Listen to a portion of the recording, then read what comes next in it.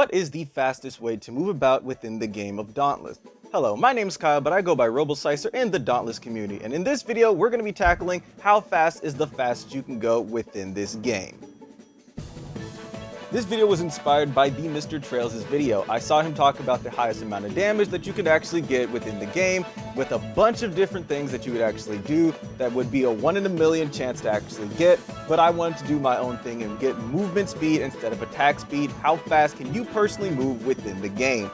So this video will be tackling just that. So first things first, I'm going to show you guys what build I found that would be the perfect build to use if you wanted to go super duper fast. So this is the fastest build that I personally could find that was created by the Captain Maelstrom during the Frostfall event to get as many presents as you possibly could during the Embermane Cove thing. As per usual, what you will see in this build for the perks are, I believe, 6 Grace, 6 Sprinter, 6 Swift, 6 Zeal, 3 Aetheric Attunement, 3 Conditioning, 3 Evasionary Fury, and 3 Fleet-Footed. Fleet-Footed is probably one of the better ones because for 3 seconds you get that 20% increase in speed. What you will see with Grace is you will get 20% increase in speed after sprinting for a short period of time. Next we have Sprinter, which gives you a 17.5% increase in movement speed and reduces your sprint cost by 35%, which makes a huge difference on how much speed you're actually getting from this one cell.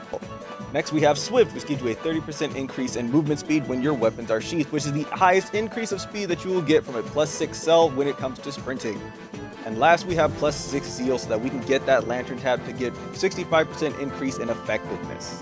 And last we have Fleet-Footed, so that way when you do dodge you get a 20% increase in movement speed as soon as you finish dodging. Those 3 seconds do make a huge difference when you are using every single boost that you do have to your advantage.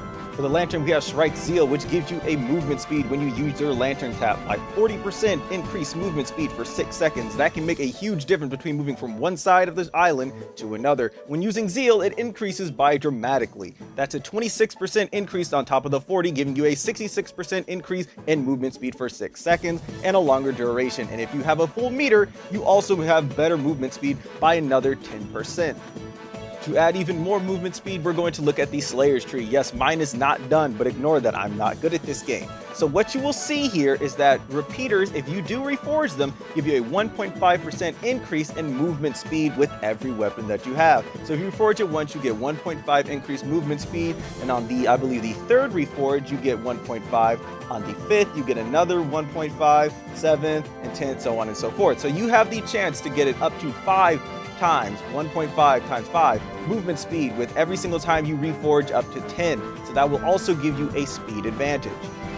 Moving on to the Escalation tree, if you go under Frost Escalation, this is where you will find the fastest way to move around because you don't want to get frostbitten. So first you'll see Zai's maneuvers, which will give you a 15% increased speed if you actually put all your stuff into it. Get it to +3 or 3 out of 3, you will get a, as I said, 15% passive movement speed throughout the entire escalation, which will make you go by faster and make you even faster throughout the entire time. But that's not all you can do to get the maximum amount of movement speed throughout the entire game. The fastest you can actually get is through Frost Escalation. Frost Escalation gives you so many amps that you can use to actually get faster movement speed because they want you to get through the game or the escalation as fast as possible without getting frostbitten. So they do give you a lot of amps to do just that. One of the amps that you can pick up, that lets you pick it up as many times as you want, get you 5% increase in movement speed, is called Fleet. As you can see here, this amp actually gives you 5% movement speed the entire time. So 5% does make a difference. You can pick it up as many times as you so wish. So that would mean you could pick it up a minimum of 4 times, a maximum of 4 times actually, so that you could get the maximum amount of movement speed being 20% movement speed throughout the entire escalation. But wait, there is another amp that you want to pick up that would give you even more than that 20% movement speed throughout the entire escalation. And that would be the Thunderous Mantle. At this point, many of us already know what the Thunderous Mantle does, but it allows you to run around with your weapons out and use up no stamina throughout the entire thing unless you're using actual attacks.